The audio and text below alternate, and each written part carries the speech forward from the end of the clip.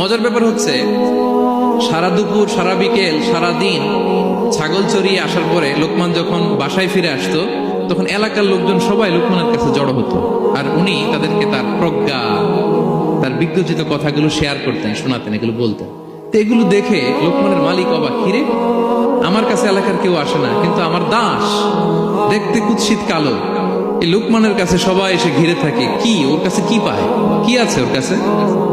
তো শ্রোতাদের কয়েকজনকে ডেকে বলল, ঘটনা কি?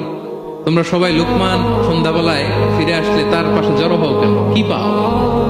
তো তারা বলল, আপনার দাস লোকমান, এটা সে সাধারণ কোনো মানুষ নয়, সে অসাধারণ মানুষ। সে এমন কথা বলে এগুলো শুনলে জীবন পাল্টে যায়। সুবহানাল্লাহ। মালিক বলে, ঘটনা কি? আমি ওর মালিক, ওই কোনোদিন তো এরকম ওর সাথে কোনো কনভারসেশনে যাই নাই, কথা হয় না, আমি তো শুনি নাই, দেখি আজকে চেক করে দেখি কি ওর এত বিজ্ঞতা, এত জ্ঞান, এত প্রাজ্ঞতা কিসের দেখি।